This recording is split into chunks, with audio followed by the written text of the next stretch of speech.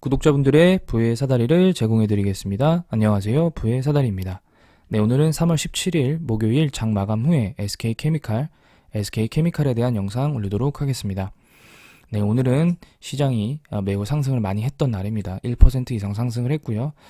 SK케미칼 장중에 12만원, 13.4%까지 상승을 했으나 종가는 11만 8,500원. 사실은 3시 20분 동시효과 들어가기 전에 11만 9천원으로 시작을 했지만 한 틱 밀려서, 네, 보게 되시면 5분봉으로 보면 한 틱 밀려서 11만 8천원, 8,500원, 네, 8,500원으로 마감을 했습니다. 막판에 끌어올리려고는 했으나 어떤 그 막판에 던지면서 끝나버렸습니다. 뭐 일단은 봉 자체가 너무 얇아서요. 뭐 거래량도 어제보다 더 줄었습니다. 거래량도 훨씬 줄었고 봉 자체도 얇아서 사실은 지금 상승이 시장의 상승에 편승했다라기보다는 사실은 이 종목이 너무 많이 떨어져 있기 때문에 그냥 이 과도한 하락에 따른 그냥 반발 매수다. 왜냐면은 사실 오늘 시장은 코스피가 상승을 했지만 1.3% 상승을 했지만 사실은 시초가 대비 밀린 채로 마감을 했습니다. 코스피는 시초가 대비 밀린 채로 마감을 했기 때문에 특히 막판엔 더 내렸거든요. 그렇기 때문에 오늘의 상승이 어떤 시장의 상승에 편승했다라고 하기에는 SK케미칼이 코스피에서 차지하고 있는 시가총액 비중 관점으로 봤을 때 높지 않기 때문에 사실은 그렇지는 않고 그냥 11만 1,000원까지 빠졌던 그냥 그 과도한 하락에 따른 반발 매수였다 라고 보시면은 가장 합리적인 생각이 아닐까라는 생각이 듭니다. 뭐 일단은 제가 누누이 말씀드리지만 아직까지는 뭐 바닥을 찍고 반등했다라고 생각할 만큼의 거래량이나 아니면은 봉의 모습도 보이지 않습니다.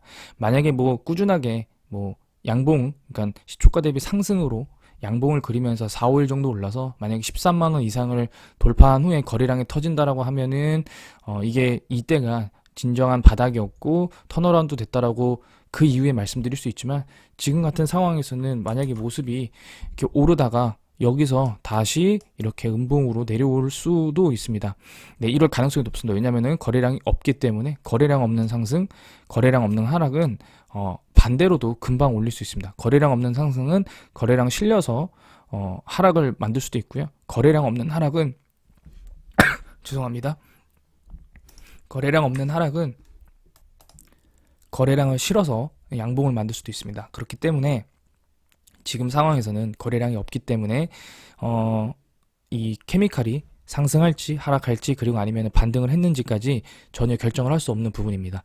만약에 지금 상황에서 어떤 이 종목을 분석하는 사람들이 이제 앞으로 케미칼은 반등 찍었습니다. 아니면 이 케미칼은 대득해 봐왔습니다. 라고 단언하시는 분들은 사실은 그거는 이제 본인 기준에 따른 그냥 견해이지 이 종목이 절대로 상승하냐 하락하냐는 아무도 확인할 길이 없습니다.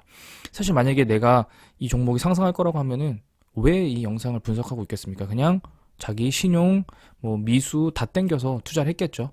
네, 근데 그렇지 않기 때문에 어떤 그 가능성을 높여가는 과정에서는 아직까지는 어떤 현재의 방향성이 보이지 않는다라고 해석하는 게 가장 올바른 해석이라고 생각됩니다. 공매도는 2.7% 나왔는데요. 사실은 지금 시장이 뭐 제가 만약에 한 12, 3만 원대에서 2%면 좋다라고 말씀드릴 수 있는데 11만 8,500원 가격대이면서 오늘 시장이 좋았고 그런 상황에서 굳이 공매도를 칠 이유가 있을까라는 생각이 듭니다. 공매도 평균가다 보면은 2%밖에 나오지 않았지만 평균가는 더 위에 있습니다. 그럼 결국에 12만 원에서 공매도를 쳤다라는 거고 어떤 숫자가 바뀌는 그런 상징적인 숫자에서는 이 현재 SK케미칼의 하방을 보고 있는 공매도 세력들이 공매도를 더 친다라고 보면 될 것 같습니다. 단 1000주만으로 공매도가 이 고점에서의 바로 하락을 가져올 수 있을 만큼 현재 이 거래량 수급에 대한 펀더멘털은 상당히 취약한 상태입니다. 네, 프로그램이 20억만 사도 아마 4% 이상 오를 수 있습니다. 네, 그렇기 때문에 오늘 같은 경우에도 프로그램이 한 10억 가까이 샀을 때 고점을 찍고 프로그램 다시 던지니까 빠졌거든요. 네, 프로그램 그리고 신한금융투자. 네, 신한금융투자가 던지기 시작하면은 바로바로 빠집니다. 그리고 1000주 이상씩 사버리면은 그 하락분을 다 그대로 메이크업합니다. 그렇기 때문에 지금 상황에서는 SK케미칼이 이렇다 저렇다 하락했다 지금 횡보한다라고 말씀드릴 수 없는 상황이고요. 뭐 매매 동향을 보게 되면은 오늘 외국인 9,000주밖에 매수를 안 했고 금액으로 따지면 11억입니다만 11억 매수를 했고 그다음에 연기금은 다시 매도를 해왔고요. 그다음에 금투만 지금 이틀 연속으로 매수를 하고 있습니다. 뭐 매매 동향은 크게 특이 동향은 없고요. 대차장고는 뭐 1800주 줄었는데 사실은 너무 그 전일에 많은 수량이 체결됐기 때문에 뭐 좀 더 지켜봐야 되지 않을까라는 생각이 듭니다. SK케미칼 같은 경우에 지금 외국계 증권사들이 꾸준히 매수를 해주고 있습니다. 이 외국계 증권사들은 사실은 하이리스크 하이리턴입니다. 외국계 증권사들의 매수가 언제까지 될지 모르겠지만 이 매수로 주가가 반등하고 오르지만 이 투자자들이 던지기 시작하면은 사실은 끝도 없이 하락을 하게 되기 때문에 마냥 좋아할 수는 없습니다. 만약에 뭐 평균 단가가 뭐 12만 원, 뭐 12만 5천 원 이렇게 지금 현재 손실률이 뭐 10% 이내인 투자자분들은 단기적으로는 이 증권사들도 수익을 보기 위해서 들어오는 거기 때문에 뭐 도움이 되지만 만약에 이제 뭐 20만 원 이상 위에 계신 분들은 사실은 이런 증권사들의 매수가 마냥 반갑지는 않다라는 생각이 듭니다. 왜냐하면은 우리나라 기준으로는 외국인의 투자자들은 거의 단타, 네, 뭐 단타라고 하더라도 몇 개월 이상은 들고 가긴 하겠지만 단타로 보고 그나마 중장기적 관점의 투자자들은 연기금인데 현재 지금 SK케미칼은 올해만 해도 누적으로 지금 100억 이상 던지고 있기 때문에요. 그렇기 때문에 SK케미칼은 현재 수급도 좋지 않고 그다음에 뭐 뉴스야 뭐 영원히 나와 있는 거고요. 지금 오히려 지금 이런 광고 지금 얼마나 돈이 부족하고 물렸으면은 이런 뉴스에 이제 들어가게 되는 거죠. 사실 이런 뉴스 나오는 것 자체가 어떻게 보면은 코스피 대형주였고 지금 현재 중형주로 돼 있지만 그런 종목의 치욕적인 수준이라고도 저는 생각을 합니다. 시가총액은 2조로 다시 반등을 했지만 여전히 시가총액은 너무 작고요. 지금 보게 되시면은 신용이 오히려 좀 늘어난 것 같습니다. 신용융자가 좀 늘어났고 외국인 보유 비율은 다시 18%를 유지를 하고는 있으나 사실은 지금 상황에서 이런 외국인들의 이 매수가 향후 5월 달에 있을 MSCI 정기 편출입에서 어떤 악재로 돌아서지 않을까라는 그런 우려도 충분히 염두에 두시고 보셔야 될 것 같습니다. 물론 어제 같은 경우에 FOMC가 끝나면서 뭐 노바백스도 상승을 했고 그렇게 보면 사실 SK 바이오사이언스도 상승을 했었어야 되는데 오늘 별로 큰 상승도 안 나왔고 SK 바이오사이언스의 대주주인 SK 케미칼도 큰 상승이 아니었고요. 사실은 뭐 비슷한 회사였던 녹십자는 제가 오늘 차트를 보진 않았는데 한번 보겠습니다.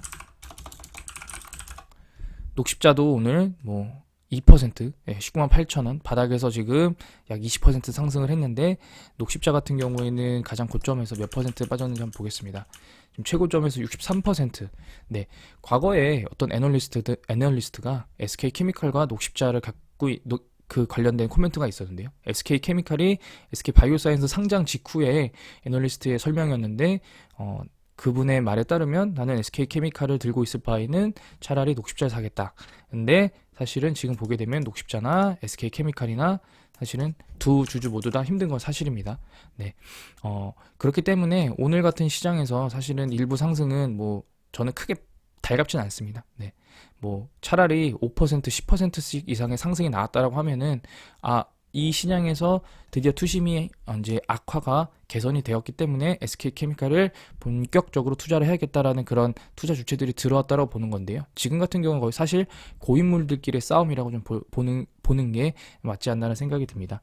뭐 그럼에도 불구하고 일단 주봉 관점으로 지금 어쨌든 밑꼬리를 달고 올라왔고 사실은 가장 나이스한 부분은 전주에 시초가했던 12만 2,500원, 네, 12만 2,500원을 돌파해서 5일선, 주봉 기준 5일선을 돌파해서 마무리해주는 게 좋지만 사실 지금 상황에서 4,000원 이상 올리는 게 좀 어렵지는 않나 라는 생각이 듭니다. 뭐 그럼에도 불구하고 만약에 내일 12만 2,500원까지 상승을 해서 주봉 기준 5일선으로 오른다고 하면은 하락의 방향은 조금 멈춰진 거 아닌가라는 생각을 좀 조심스럽게 해볼 수 있을 것 같습니다.